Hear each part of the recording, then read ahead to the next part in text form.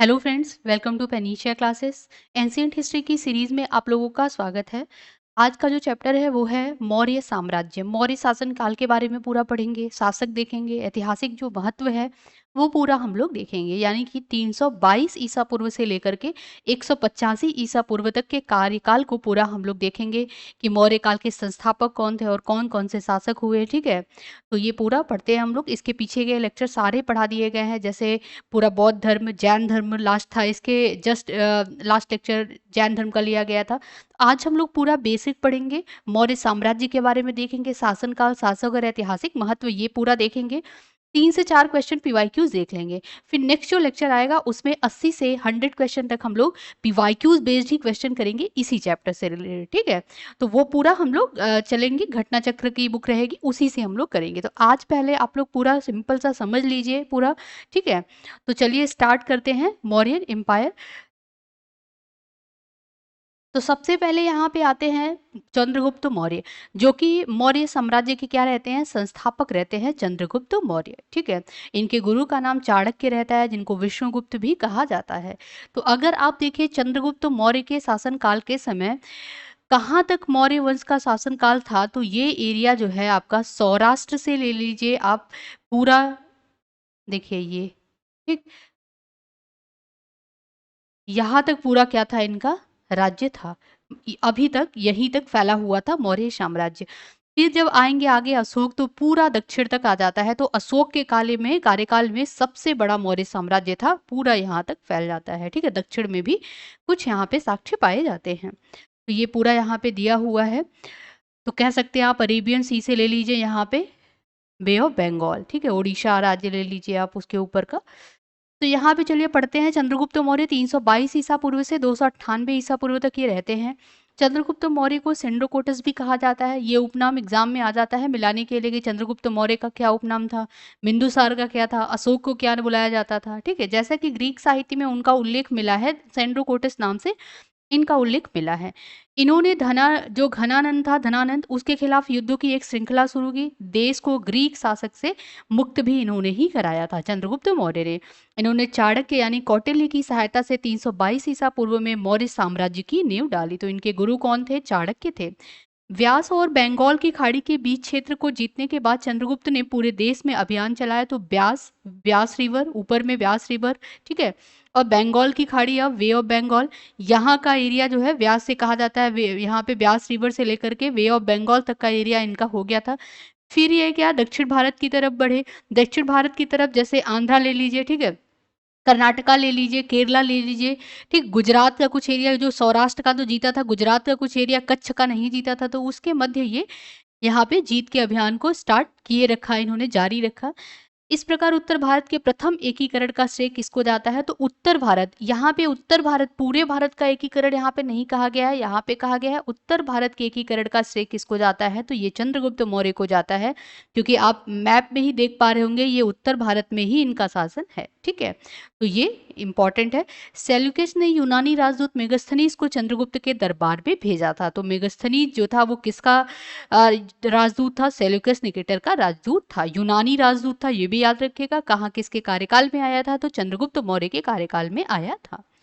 जैन स्रोतों के अनुसार चंद्रगुप्त अपने जीवन के अंत में जैन धर्म अपना लिया था और अपने बेटे के पक्ष में सिंहासन त्याग दिया था।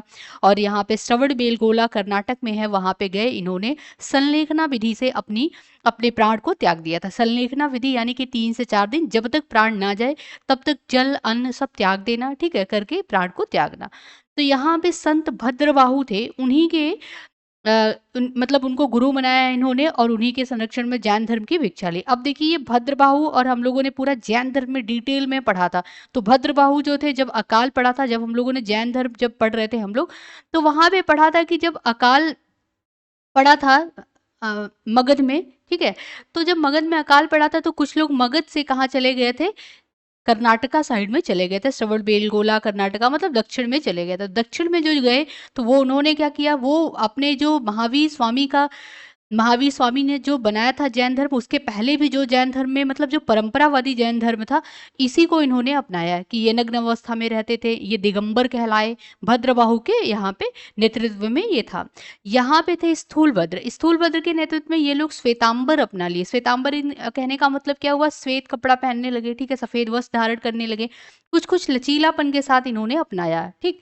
तो ये जो कहलाए, ये यहाँ पे श्वेतांबर रह गए, यहाँ पे दिगंबर। तो जो यहाँ पे चंद्रगुप्त मौर्य है, इन्होंने दिगंबर संप्रदाय को माना, यानी कि कर्नाटक गए ये, श्रवणबेलगोला में इन्होंने अपने प्राण को त्यागा, यहाँ पे इन्होंने भिक्षा भी ली, ठीक है, भद्रबाहु से, तो भद्रबाहु यहाँ पे थे, ठीक है। तो ये याद रखिएगा आप। देखिए, धीमी भूख कहना संलेखना का मतलब होता है, संलेखन या संलेखना से इनकी मृत्यु हो गई। श्रवणबेलगोला एक प्रसिद्ध जैन तीर्थ स्थल है, क्योंकि यहाँ ऋषभ नाथ के पुत्र गोमतेश्वर की यहाँ पे कार्योत्सर्ग मुद्रा में मूर्ति पाई जाती है, स्थित है। तो गोमतेश्वर में जो है यहाँ पे मूर्ति बनी है, ये याद रखिएगा। विशाख दत्त कृत मुद्रा, विशाख दत्त के द्वारा लिखी गई है मुद्रा राक्षस। अब देखिए, मुद्रा राक्षस के रचयिता पूछ लेता है एग्जाम में, तो कौन है मुद्रा राक्षस के रचयिता? विशाख दत्त है। उसमें चंद्रगुप्त को नंदराज का पुत्र माना जाता है। मुद्रा राक्षस में चंद्रगुप्त को वृषल या कुलहीन भी कहा गया है। और यहाँ पे धुंडी राज ने मुद्रा राक्षस पर टीका लिखी है। मुद्रा राक्षस के अतिरिक्त विशाख दत्त के नाम से दो अन्य रचनाओं का भी यहाँ पे उल्लेख मिलता है। तो विशाख दत्त ने मुद्रा राक्षस लिखी है पहली रचना, दूसरी देवी चंद्रगुप्तम लिखा है इन्होंने, और अभिसारिका लिखा है, अभिसारिका वंचितक, ठीक है। तो ये जो रचनाएं हैं ना, ये याद कीजिएगा, एग्जाम में पूछ लेता है। तो आप लोग ये याद कीजिएगा, पहला मुद्रा राक्षस, देवी चंद्रगुप्तम और अभिसारिका वंचितक, ठीक है। ये किसने लिखा है? तो ये विशाख दत्त ने लिखा है। क्षेमेंद्र कृत्य यानी कि क्षेमेंद्र द्वारा लिखी गई है बृहद कथा मंजरी, ठीक है। तथा यहाँ पे सोमदेव ने लिखा है कथा सरित सागर, और चंद्रगुप्त के शूद्र उत्पत्ति के विषय में यहाँ पे ही विवरण मिलता है। तो आपसे दो टाइप से क्वेश्चन इससे पूछ सकता है। पहला टाइप ये पूछ सकता है कि चंद्रगुप्त के शूद्र उत्पत्ति की, मतलब कि ये शूद्र की जाति जो थी वो शूद्र थी, किस कृति से पता चलता है? तो ये क्षेमिद्र ने जो बृहद कथा मंजरी लिखी है और कथा सरित सागर सोमदेव के द्वारा जो लिखी गई है, इससे पता चलता है। दूसरी, आपको राइटर पूछ सकता है कि बृहद कथा मंजरी के राइटर कौन है? क्षेमिद्र हैं। कथा सरित सागर के रचयिता कौन है? सोमदेव हैं। तो ये भी याद रखिएगा, ठीक है। नेक्स्ट यहाँ पे है बौद्ध ग्रंथ महाबोधि वंश के अनुसार चंद्रगुप्त राजकुल से संबंधित थे, जबकि मौर्य नगर से ये उत्पन्न हुए थे। इन्हीं मौर्य नगर से उत्पन्न होने पे इनके वंश का नाम मौर्य वंश रखा गया, ठीक है।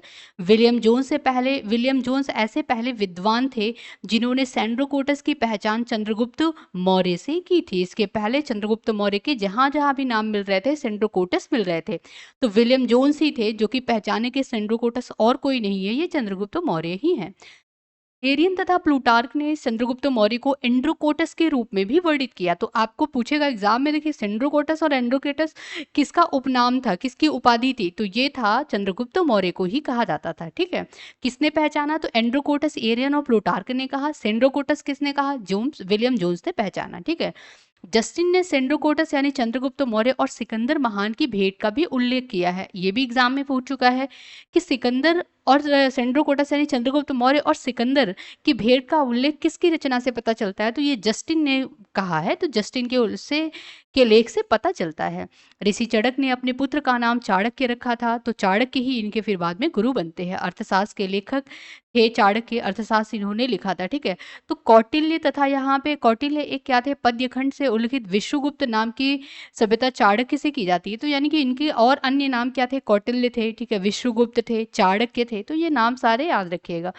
कौटिल्य द्वारा मौर्य काल में रचित अर्थशास्त्र जो था, ये शासन के सिद्धांतों की पुस्तक थी। ये भी इंपॉर्टेंट है बहुत, एग्जाम में पूछ लेता है तो बहुत बच्चे कंफ्यूज हो जाते हैं। तो अर्थशास्त्र जो है ये किस विषय पे लिखी गई थी? तो ये शासन के सिद्धांतों पे लिखी गई बुक थी। इसमें राज्य के सप्तांग सिद्धांत दिए गए हैं। सप्तांग सिद्धांत कहने का मतलब पहले स्थान पे राजा रहेगा, दूसरे स्थान पे यहाँ पे अमात्य को दिया गया, तीसरा रैंक जो है वो दिया गया जनपद को, फोर्थ रैंक दुर्ग को दिया गया, फिफ्थ कोस को दिया गया, ठीक है, और सिक्स यहाँ पे दंड को दिया गया, और सातवां जो है ये मित्र को दिया गया। तो ये सप्तांग सिद्धांत किसने दिया है? कौटिल्य ने अपने अर्थशास्त्र में दिया है। कौटिल्य का अर्थशास्त्र एक ऐतिहासिक ग्रंथ नहीं है। दे देता है एग्जाम में कौटिल्य का अर्थशास्त्र एक ऐतिहासिक ग्रंथ है, तो नहीं, ये ऐतिहासिक ग्रंथ नहीं है, शासन के सिद्धांतों की पुस्तक है। अपितु ये क्या है, ये राजनीति शास्त्र का एक अद्वितीय ग्रंथ है। तो यानी कि ये राजनीति शास्त्र पे है, शासन के बारे में लिखा गया है, तो ये शासन प्रशासन यानी कि राजनीति विज्ञान या राजनीति शास्त्र से संबंधित है। इसकी तुलना मैकियावेली के प्रिंस से की जाती है, इनकी तुलना सॉरी कौटिल्य की तुलना मैकियावेली के प्रिंस से की जाती है, ये भी याद रखिएगा। चंद्रगुप्त मौर्य ने दक्षिण भारत की विजय प्राप्त की। जैन तथा तमिल साक्ष्य भी चंद्रगुप्त मौर्य को दक्षिण विजय की पुष्टि करते हैं। तो मतलब किसी किसी साक्ष्य में पुष्टि मिलता है कि ये दक्षिण भारत में भी इन्होंने विजय प्राप्त की थी। राजनीतिक तौर पे समस्त भारत का एकीकरण चंद्रगुप्त मौर्य के नेतृत्व में ही संभव हुआ। प्रारंभिक विजयों के फलस्वरूप चंद्रगुप्त मौर्य का जो साम्राज्य था वो व्यास नदी से लेकर के सिंधु नदी तक के प्रदेश तक हो गया था। सिंधु नदी, ब्यास से लेकर के सिंधु नदी, ठीक है। रुद्रदामन के अभिलेख, रुद्रदामन का जो जूनागढ़ अभिलेख है, ठीक है, ये भी याद कीजिएगा, जूनागढ़ अभिलेख रुद्रदामन के द्वारा खुदवाया गया अभिलेख है। इस पे पश्चिमी भारत पे उसका अधिकार प्रमाणित करता है। 150 ईस्वी में यहाँ पे ईसा पूर्व हो जाएगा। रुद्रदामन जूनागढ़ अभिलेख में सौराष्ट्र यानी कि जो गुजरात का प्रदेश है, सौराष्ट्र आप बात करेंगे तो ये वाला जो एरिया है सौराष्ट्र का एरिया है, ठीक है। तो इन्होंने जो है जूनागढ़ अभिलेख में सौराष्ट्र प्रदेश में चंद्रगुप्त मौर्य के प्रांतीय राज्यपाल पुष्यगुप्त द्वारा सिंचाई के बांध के निर्माण का इन्होंने उल्लेख किया है। तो इससे पता चलता है कि सौराष्ट्र पे किसका अधिकार था, तो चंद्रगुप्त मौर्य का अधिकार था, जिसमें यह सिद्ध हो जाता है कि पश्चिमी भारत पर मौर्य साम्राज्य भी पश्चिमी भारत में मौर्य साम्राज्य का शासन था। चंद्रगुप्त मौर्य ने सिकंदर के साम्राज्य के पूर्वी भाग के शासक सेल्यूकस की आक्रमणकारी सेना को 305 ईसा पूर्व में क्या किया था, परास्त किया था।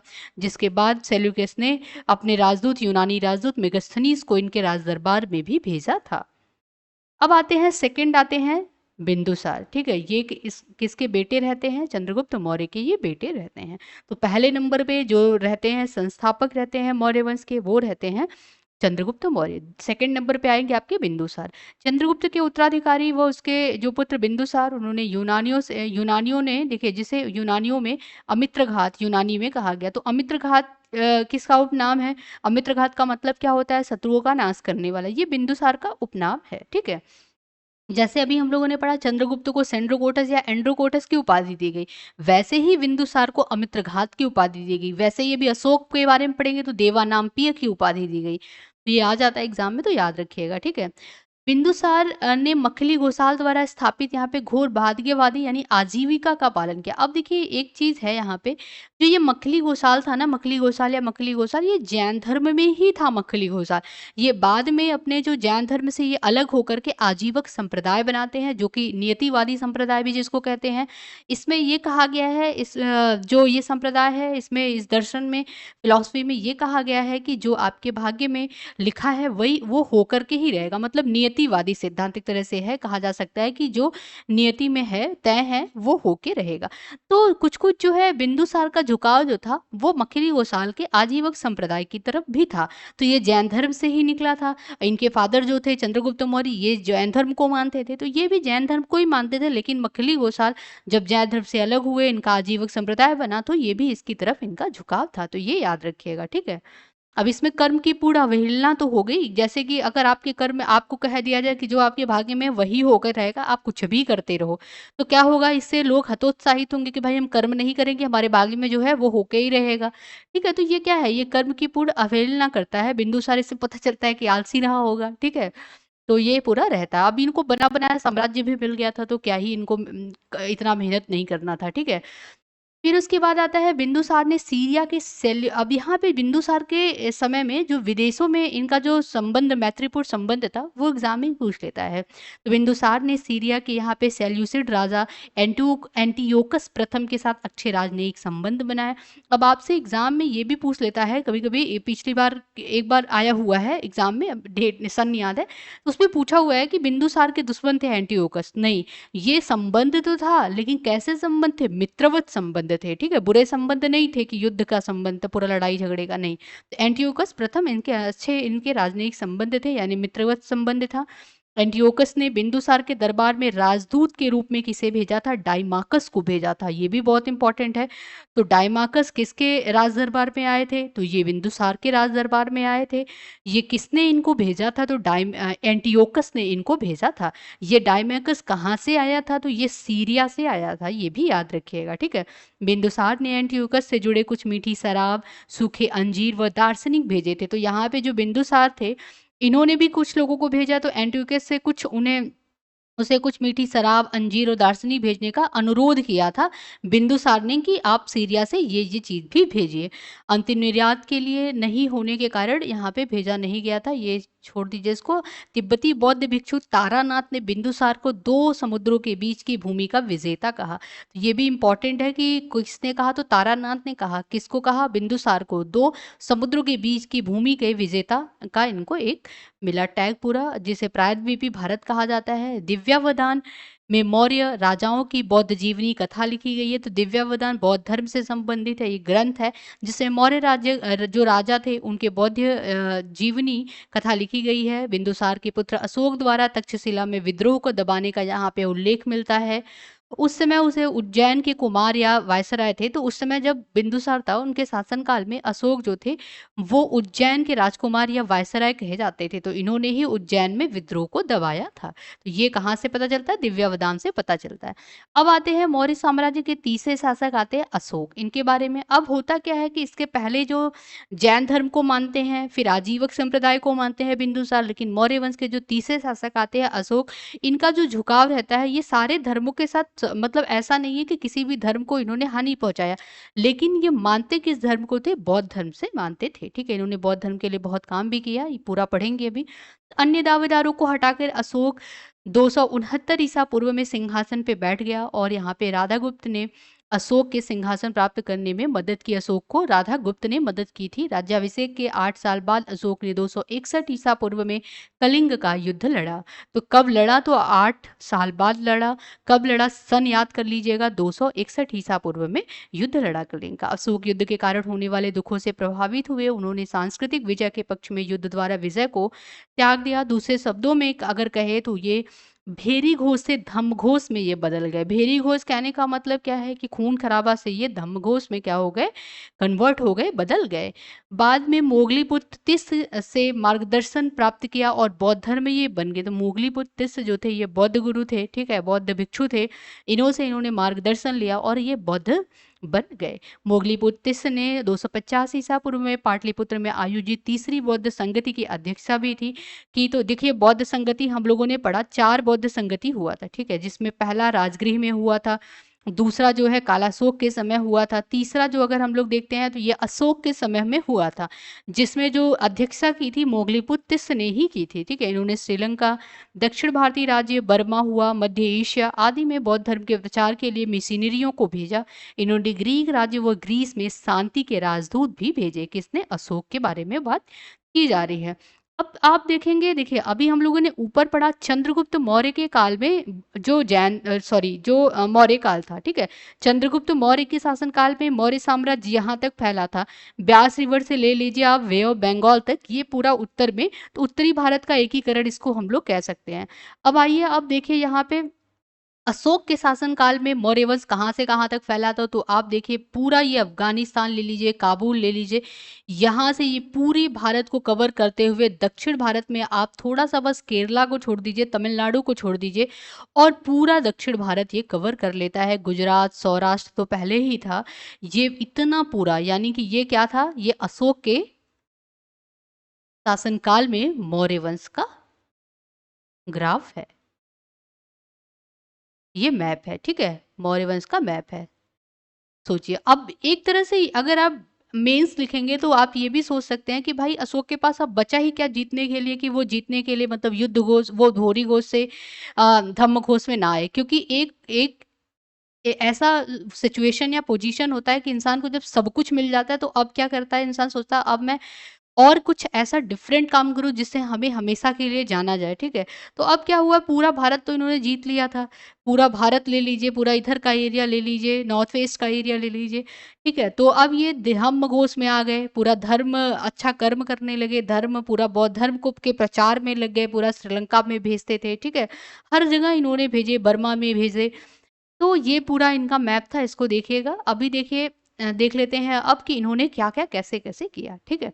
अशोक के अधीन देखते हैं तो चरम दक्षिण को छोड़ करके, चरम दक्षिण कहने का मतलब क्या हुआ आपका, केरला और तमिलनाडु थोड़ा-सा छोड़ लीजिए और सारे पूरे यहाँ पे महाद्वीप ले लीजिए, पूरा उपमहाद्वीप यहाँ पे इनका नियंत्रण हो गया था। उत्तरापथ में अगर देखें तो तक्षशिला, उज्जैन ले लीजिए, प्राची में पाटलिपुत्र ले लीजिए, ठीक है? कलिंग, तौसाली, दक्षिण पथ, ये पूरा जो प्रांत था वो इनके ही अंडर आ गया था। बौद्ध साक्ष्यों के अनुसार अशोक ने अपने पिता के शासनकाल में अवंती, जब इनके पिता यानी कि बिंदुसार थे, उनके शासनकाल में ये उज्जैनी के राजकुमार या वायसराय थे, ठीक है?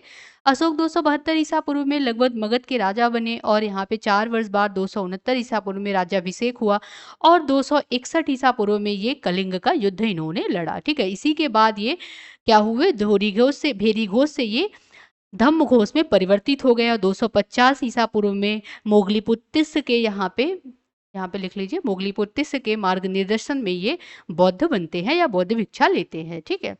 अब इनके अभिलेख अगर देखते हैं, अभिलेख में देवानाम प्रिय इनको कहा गया है, ठीक है? देवानाम प्रियदर्शी इनको कहा गया है, देवताओं के प्रिय, देखने में सुंदर, ये इसका अर्थ होता है।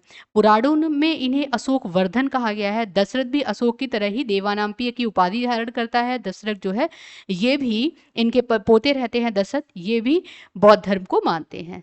सिंगली अनुश्रुतियों दीपवंश व महावंश के अनुसार, दीपवंश महावंश ये बौद्ध धर्म से रिलेटेड है, ये भी याद रखिएगा। इसके अनुसार अशोक के राज्य काल में पाटलिपुत्र में बौद्ध धर्म की तृतीय संगति होती है। उनकी अध्यक्षता मोगलीपुत्तिस ने किया था, ठीक है? तो ये भी याद रखिएगा।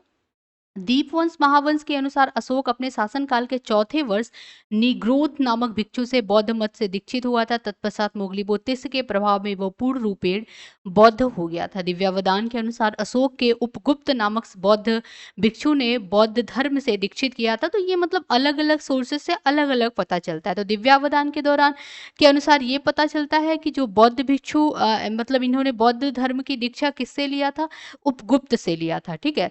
जबकि मोगलीपुत्तिस से पता चलता है दीपवंश महावंश से। मौर्य शासक में अशोक व उनके पौत्र दशरथ जो थे वो बौद्ध धर्म को मानते हैं, उनके अनुयायी रहते हैं।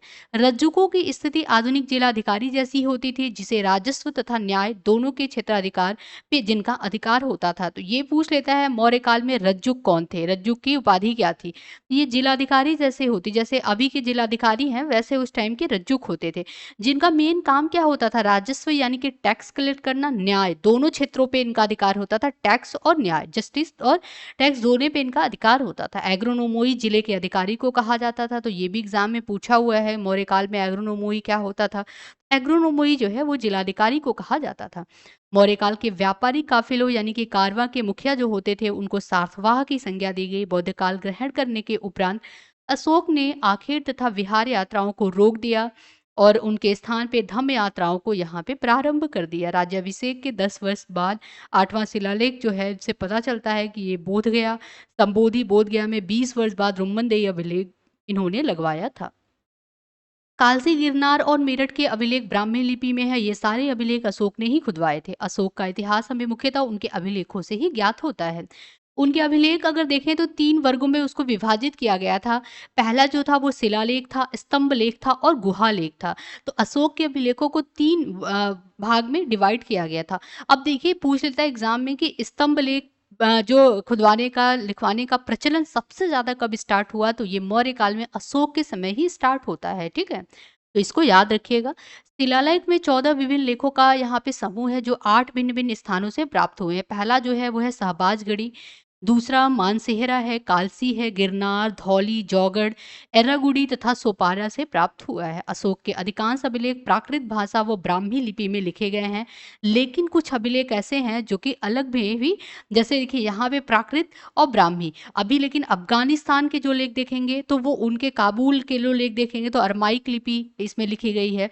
तो भाभू बैराट स्तंभ लेख में अशोक ने स्वयं को मगध का सम्राट बताया। तो ये एग्जाम में पूछ लेता है कि किस अभिलेख में स्तंभ लेख में किसमें अशोक ने अपने आप को मगध का सम्राट बताया है, तो ये भाभू बैराट अभिलेख में बताया है। यही अभिलेख अशोक के बौद्ध धर्म प्रमाणित, मतलब अशोक का यही एक अभिलेख है जिसमें देखिए दो चीज का प्रमाण मिलता है। पहला कि अशोक जो है वो क्या है, मगध का सम्राट है। दूसरा प्रमाण मिलता है कि अशोक कौन से धर्म को मानता है, बौद्ध धर्म को मानता है। तो ये भी याद रखिएगा। अशोक के प्रथम शिलालेख में पशु बलि निषेध के संदर्भ में लेख प्रदान यहाँ पे मिलता है, जिसमें लिखा गया है कि यहाँ कोई जीव मारकर बलि ना दिया जाए, ना कोई उत्सव किया जाए, यानी किसी जीव को मार करके कोई उत्सव ना किया जाए। पहले प्रियदर्शी राजा की पाकशाला में प्रतिदिन सैकड़ों जीव मारे जाते थे, लेकिन अब इस अभिलेख के लिखे जाने पर सिर्फ 3 पशु प्रतिदिन मारे जाते हैं, जिसमें 2 मोर हैं, एक मृग है। इसमें ये मारा जाता था जब ये अभिलेख लिखा जा रहा था, ठीक है, अशोक का। और क्या होता है फिर बाद में, ये भी नहीं मारा जाएगा, ये इन्होंने यहाँ पे आश्वासन दिया था। 5वें स्तंभलेख में भी अशोक द्वारा राज्याभिषेक के 26वें वर्ष बाद विभिन्न प्रकार के प्राणियों के वध को वर्जित करने का उल्लेख दिया गया है। अशोक के राज्यकाल की जो पहली बड़ी घटना होती है वो होती है कलिंग युद्ध, जो कि 261 ईसा पूर्व में होती है, जिसके बाद अशोक जो है वो वेरिघोष से धर्मघोष में परिवर्तित हो जाते हैं। अशोक का जो 13वां शिलालेख है इंस्क्रिप्शन, इसमें युद्ध के संदर्भ में स्पष्ट साक्ष्य मिलते हैं। किस युद्ध के संदर्भ में? कलिंग युद्ध के संबंध में। आपसे पूछेगा कलिंग युद्ध के साक्ष्य किस अभिलेख में मिलते हैं, तो ये 13वें शिलालेख में मिलते हैं अशोक के, ठीक है।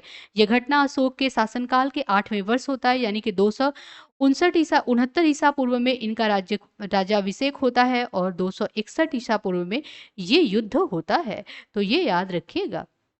किस अभिलेख से पता चलता है, तो ये 13वें अभिलेख से पता चलता है। इस अभिलेख शिलालेख में कलिंग युद्ध से हुई पीड़ा, अपना दुख तत्पश्चात, मतलब इन्होंने कि कितने लोगों की मृत्यु हुई, बहुत खून खराबा हुआ, तो ये पूरा यहाँ पे बताया गया। अशोक के शिलालेख के 12वें अगर शिलालेख में देखें तो यहाँ पे सभी संप्रदायों के सार की वृद्धि होने की कामना की गई है। धार्मिक सहिष्णुता, अब एग्जाम में क्या पूछता है कि धार्मिक सहिष्णुता की बात अशोक के किस शिलालेख में की गई है, तो अशोक के 12वें शिलालेख में धार्मिक सहिष्णुता की बात की गई है। अशोक के दूसरे और 13वें शिलालेख में संगम राज्यों की सूचना मिलती है, ये भी पूछ लेता है एग्जाम में। जो मौर्य शासक अशोक के 13वें शिलालेख से यह ज्ञात होता है कि अशोक 5 यवन राजाओं के साथ मैत्रीपूर्ण अशोक के संबंध थे। एंटियोकस था, थियोस था, सीरिया का शासक था ये। तूर्मै या तूर्माय जो था ये टालमी द्वितीय के शासन काल में, मतलब उस टाइम था। अंतकिनी एंटिगोनस, ठीक है। और यहाँ पे आता है मेसिडोनिया या मकदूनिया का राजा था गोनातासा, ठीक है। मगसाइरीन का शासक अलीक, ये इनके साथ इनका मैत्रीपूर्ण संबंध था। अब यहाँ पे देख लेते हैं मौर्य अर्थव्यवस्था। अब यहाँ पे अशोक के बारे में पूरा हम लोगों ने देख लिया, उनसे पहले चंद्रगुप्त मौर्य और बिंदुसार के बारे में देख लिया। अब अशोक की अर्थव्यवस्था उस टाइम मौर्य काल में जो इकोनॉमी कैसी थी वो देख लेते हैं, आर्थिक स्थिति। तो लौह उपकरण के उपयोग जो है विविध कृषि उत्पादन के लिए, कृषि भूमि व सिंचाई की सुविधा के लिए यहाँ पे किया जाता था। इससे बाहरी वृद्धि भी होती है। कौटिल्य के अर्थशास्त्र और जैन ग्रंथों से भी अकाल की घटनाओं का यहाँ पे वर्णन मिलता है। सोहगौरा ताम्रप्रत अभिलेख में महास्थान शिलालेख अकाल के दौरान अपनाए जाने वाले राहत उपायों का यहाँ पे उल्लेख सोहगौरा अभिलेख से भी मिलता है। बिक्री के लिए शहर से लाई जाने वाली वस्तुओं पर टोल लगाया जाता था, इसका भी उल्लेख मिला है। सामान्य कराधान यानी टैक्सेशन जो दर था वो उपज का 6ठा भाग होता था, यानी कि जितना, जैसे मान लीजिए 100 यहाँ पे कुंटल हो रहा है, फसल हो रहा है, तो इसका 1/6 भाग देना पड़ता था टैक्स के रूप में। तो ये भी याद रखिएगा, ठीक है। अब यहाँ पे मुकुट भूमि को सीता कहा जाता था, जो मुकुट भूमि होती थी उसको सीता कहा जाता था। मौर्य साम्राज्य में एक सख्त कानूनी दंड व्यवस्था, सिविल और आपराधिक दंड व्यवस्था थी। चोरी करने पे मृत्युदंड मिल जाता था, यानी मौर्य वंश में अगर कोई इंसान चोरी करता है तो उसको मृत्युदंड की सजा दी जाती थी। लेन देन के लिए यहाँ पे चिन्हित सिक्के लगाए गए थे। अधिकतर चांदी के सिक्कों का प्रचलन था। तो किस सिक्के का प्रचलन था, तो चांदी के सिक्के का प्रचलन था, ठीक है। वेतन अगर देखें, ये बहुत इंपॉर्टेंट हो जाता है। वेतन जो प्रति वर्ष मिलता था ये 48,000 पद से पूरा 60 पद तक था। ये पूरा पद के अनुसार मिलता था, ये भी पूरा डिटेल में देखेंगे, पूरा दिया गया है। किराए पर दिए गए जो मजदूरों को कर्मकार कहा जाता था। किराए पर जो मजदूर लिए जाते थे उनको कर्मकार कहा जाता था। खनन, वन, नमक, शराब की बिक्री, हाथियों के निर्माण और हथियारों के निर्माण और धातु कर्म पे राज्य का जो था वो एकाधिकार था। यानी ये सारे में खनन अगर ले लीजिए आप, नमक, शराब की बिक्री, हथियार का निर्माण, धातु कर्म का जो काम होता था, इस पे राजा का ही अधिकार होता था। ये चीज याद रखिएगा। नेक्स्ट मौर्य समाज कैसा था ये देख लेते हैं। तो समाज जो है स्पष्टतः 4 वर्ण विभाजित थे उसमें, जिसमें समाज में दास प्रथा भी विद्यमान थी। समाज के कई जातियों एवं उपजातियों में वो विभाजित थी, जिसमें आमतौर पर पेशेवर व व्यवसाय पर ही आधारित है। जो जातियाँ यहाँ पे डिवाइड थी वो पेशेवर व व्यवसाय पे आधारित थी, ठीक है? वर्ण संकर विवाह यहाँ पे होते थे, अंतरवर्ण या अंतरजातीय विवाह की भी सूचना यहाँ पे मिलती है। 2 प्रकार के होते थे, अनुलोम विवाह व प्रतिलोम विवाह। अनुलोम विवाह क्या होता था यहाँ पे, अगर देखिए अनुलोम विवाह तो इसमें ये होता था कि उच्च वर्ग का यहाँ पे मतलब हायर कास्ट का यहाँ पे मेल होगा और लोअर कास्ट की यहाँ पे फीमेल होगी, ठीक है? तो उच्च जाति का दूल्हा होगा अनुलोम में। प्रतिलोम में क्या होगा, यहाँ पे उच्च जाति यानी हायर जाति की यहाँ पे फीमेल होंगी। तो यहाँ पे हायर कास्ट की क्या होंगी, फीमेल होंगी, ठीक है? तो ये याद रखिएगा, ये होता था, ये चलन था कहाँ पे, मौर्य शासन में। कौटिल्य ने दासों की 9 श्रेणियों का उल्लेख किया, वहीं मेगस्थनीज ने इनकी अनुपस्थिति की रिपोर्ट दी। क्यों? तो इससे पता चलता है कि वो राज दरबार से बाहर गया ही नहीं होगा या उसने नहीं देखा होगा उस नज़र से, कि लेकिन कौटिल्य ने लिखा है दास प्रथा का प्रचलन का, उनसे अर्थशास्त्र में पता चलता है। जातक कथाओं के अनुसार यहाँ पे चनादाला, निषादा और सबर आदि अछूत लोग मौजूद थे। समाज की महिलाओं की स्थिति बहुत खराब थी। तो इस टाइम मौर्य काल में अगर महिलाओं की स्थिति के बारे में देखें तो इनकी स्थिति खराब थी। विधवा पुनर्विवाह बंद हो चुके थे। गणिका यानी वैश्यावृत्ति संस्था, ये इसका विस्तार हो चुका था, ठीक है? अगर कारीगर देखें तो शूद्र थे, फिर भी उन्हें सबसे कम वेतन दिया जाता था और जबरन श्रम कराया भी जाता था। ये भी प्रथा का प्रचलन था। अशोक का जो धम्म है, तो यहाँ पे देख लेते हैं, अशोक बौद्ध धर्म थे लेकिन उन्होंने नैतिकता के कुछ सिद्धांतों को भी बढ़ावा दिया, जिसमें धम्म कहा, जिसे धम्म के 4 प्रमुख बिंदु शामिल है। सहिष्णुता यानी कि सभी धर्मों के साथ उच्चतम व्यवहार करना, अहिंसा, किसी जीव को ना मारना, अच्छा आचरण करना सभी के साथ, खासकर माता पिता बड़ों के साथ, बड़ों की आज्ञा का पालन करना, ब्राह्मणों और भिक्षुओं को सम्मान करना। ये इसी से समाज का कल्याण होगा। ये इनके धर्म का जो 4 इनके सिद्धांत थे, ये सिद्धांत यही मानते थे। धम्म के प्रचार के लिए यहाँ पे धम्म महामात्र नामक नए अधिकारी की नियुक्ति ही अशोक के शासनकाल में होने लगी। अशोक की पुत्री जो संघमित्रा है, उनको ये श्रीलंका में महिलाओं को बौद्ध धर्म में परिवर्तित करने के लिए श्रीलंका ये अपनी पुत्री को संघमित्रा को भेजते हैं। अशोक के धर्मों को सांप्रदायिक आस्था नहीं माना जा सकता है। उनकी शिक्षाओं का उद्देश्य जो है वो सहिष्णुता के आधार पर मौजूद व्यवस्था को बनाए रखना था। अशोक का जो शिलालेख है उसमें देखते हैं तो मौर्य काल में इतिहास में सबसे महत्वपूर्ण स्रोत इसके आकार पे आधार देने में अगर देखते हैं तो ये जो शिलालेख है ना, शिलालेख से भी मौर्य काल के बारे में बहुत कुछ पता चलता है। इन्होंने जो लिखवाया है, जो खुदवाया है, उससे बहुत कुछ मौर्य शासन काल के बारे में, वहाँ की अर्थव्यवस्था, वहाँ का समाज कैसा था, धर्म कैसा था, ठीक है, कैसा किसके साथ व्यवहार होता था, ये सारा कुछ इससे पता चलता है। तो यहाँ मनुष्य व सॉरी प्रमुख व लघु शिलालेख जो थे वो 6 से 16 से 2 तक थे और यहाँ पे देखते हैं लघु से स्तंभ लेख तो यहाँ पे 3-17 थे, ठीक है? ये गंगा घाटी है उसके आस-पास मेरठ, टोपरा, कौशाम्बी, सांची, सारनाथ, लोहिया, नंदगढ़, लौरिया, राज, रामपुर, लुम्बिनी नेपाल में है। यहाँ से ये स्तंभलेख मिलते हैं। भारत का राष्ट्रीय प्रतीक अशोक के सारनाथ स्तंभ से लिया गया है। भारत का राष्ट्रीय प्रतीक अशोक चक्र। जो अशोक का नाम केवल लघु शिलालेखों में ही मिलता है, बृहद शिलालेखों में नहीं मिलता है। अशोक के माध्यम से लोगों से सीधे बात करने वाले पहले, मतलब अशोक जो थे वो शिलालेख के माध्यम से लोगों से, आम जन से बात करने वाले ये पहले राजा मिलते हैं। पाकिस्तान में मनसेहरा और शहबाजगढ़ी के शिलालेख प्राकृत भाषा में लिखे गए हैं, लेकिन लिपि जो है इनकी वो खरोष्टी लिपि में लिखे गए हैं। अब ये बहुत इंपॉर्टेंट है, प्रीलिम्स के लिए एग्जाम में आ जाता है। केंद्रीय प्रशासन में राजा केंद्र में था, उसे मंत्री परिषद, युवराज, पुरोहित, सेनापति अन्य द्वारा सहायता प्रदान की जाती थी। सर्वोच्च अधिकारी को यहाँ पे तीर्थ कहा जाता था। एग्जाम में पूछा हुआ है कि मौर्यकाल में सर्वोच्च अधिकारी जो होते थे उनको क्या संज्ञा दी जाती थी, तो उनको तीर्थ कहा जाता था। और अध्यक्ष जो होते थे उनके 26 विभागों का प्रबंध करते थे। यहाँ पे मुख्य अधिकारी में देखें मंत्री जो कि मुख्यमंत्री होता था, मंत्रिपरिषद अध्यक्ष मंत्रिपरिषद का प्रमुख होता था, पुरोहित जो होता था मुख्य पुजारी होता था, सेनापति प्रधान सेनापति, युवराज युवराज होता था, समाहर्ता राजस्व संग्रह करता यानी जो टैक्स कलेक्ट करते थे उनको समाहर्ता कहा जाता था। शुल्काध्यक्ष किसको कहा जाता था, वो शाही आय के जो प्रभारी अधिकारी होते थे उनको शुल्काध्यक्ष कहा जाता था। गुप्तचर यानी कि जो गुण पुरुष होते थे उनको गुप्तचर कहा जाता था। मुखबिर यानी कि प्रतिवेदक को कहा जाता था मुखबिर। स्थानीय शासन की बात करते हैं अगर, तो इसमें मौर्य जो साम्राज्य है उसमें स्थानीय और नगर पालिका के प्रशासन की भी जानकारी मिलती है।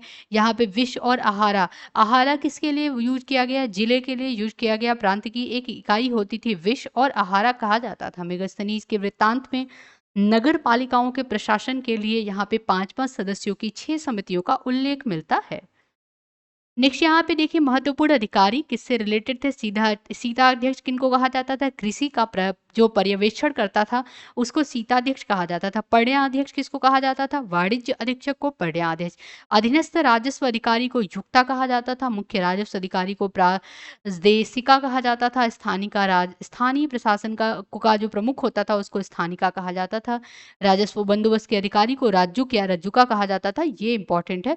सेना जब बाजार के जो यहाँ पे अधीक्षक होते थे उनको संस्थाध्यक्ष कहा जाता था। नवाध्यक्ष जो थे वो जहाजों के होते थे। यहाँ पे शुल्काध्यक्ष, ये पढ़ लिया, टोल के कलेक्टर होते थे। ग्रामिका, गांव के मुखिया को ग्रामिका कहा जाता था। ग्रामविद, विवाहों को निपटाने के लिए पंचायत में 5 जो पंचायत के गांव के जो बुजुर्ग शामिल होते थे उनको ग्राम वृद्ध कहा जाता था। ये विवाह नहीं होगा, विवाद होगा। ठीक है, विवाद को निपटाने के लिए जैसे सरपंच के साथ नहीं रहते थे तो यहाँ पे बुजुर्गों की संस्था होती थी जिसको ग्राम वृद्ध कहा जाता था।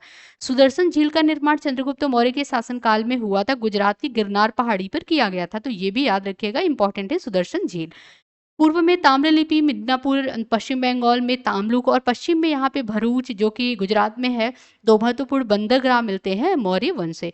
तो आपसे पूछेगा मिदनापुर मौर्य काल में किससे संबंधित है? तो ये जो है बंदरगाह से संबंधित है। तामलुक ये बंदरगाह से संबंधित है पश्चिम बंगाल का, और यहाँ पे भरूच, ब्रौच या बैर गाजक है तो ये गुजरात से संबंधित है। ये क्या था? बंदरगाह था। विशाल सेना और नौसेना कायम की गई थी। चारों वर्णों में सेवा की अनुमति थी। चारों वर्णों को राजा जो होता था मित्र होता था, दुर्ग किला होता था, अमात्य सचिव होता था, जनपद क्षेत्र कोष खजाना होता था, सेना कौटिल्य के सप्ताह सिद्धांत, ये ऊपर भी हम लोगों ने देख लिया। ये पूरा वही दिया गया है कि यहाँ पे प्रशस्ति जेल के प्रमुख होते थे, सन्निदाता ट्रेजरी प्रमुख होते थे, कोषाध्यक्ष राजकोष के अधिकारी होते थे। कोषाध्यक्ष यहाँ पे ट्रेजरी मैनेजर होते थे, जो इम्पोर्टेंट है वही पढ़िए। ठीक है, दुर्गपाल यहाँ पे शाही किले के प्रमुख होते थे। रज्जुकस याद कर लीजिए, एक भूमि का मापक होता था रज्जुकस। अन्नपाल खाद्यान्न का होता था यहाँ पे हेड। स्वर्णाध्यक्ष स्वर्ण विभाग के अधिकारी। आयुधाध्यक्ष हथियार निर्माण के। और कुन्याध्यक्ष ये वन अधिकारी होते थे। ठीक है, तो आई होप फ्रेंड्स आप लोग को क्लियर हुआ होगा। बहुत इंपॉर्टेंट चैप्टर है। आज हम लोगों ने पूरा बेसिक देखा। एक क्वेश्चन देख लीजिए, कल हम लोग इसी चैप्टर से रिलेटेड 80 से 100 क्वेश्चन तक करेंगे। ठीक है, तो यहाँ पे सूची 1 सूची 2 दिया गया है। चंद्रगुप्त का यहाँ पे क्या नाम था? देखे तो सेंड्रोकोटस था। बिंदुसार को अमित्रघात कहा जाता था। अशोक को यहाँ पे प्रियदर्शी कहा गया। चंद्रगुप्त को विष्णुगुप्त कहा गया। तो यहाँ पे मिलाएंगे तो सी ऑप्शन करेक्ट हो जाएगा। तो कोई डाउट होगा तो प्लीज़ आप लोग कमेंट कीजिएगा। अगर आप लोगों को समझ में आ रहा है तो आप लोग प्लीज़ चैनल को लाइक कीजिए, शेयर कीजिए ज़्यादा से ज़्यादा और सब्सक्राइब कीजिए। तो नेक्स्ट लेक्चर में मिलते हैं इस क्वेश्चन के साथ। तब तक के लिए धन्यवाद।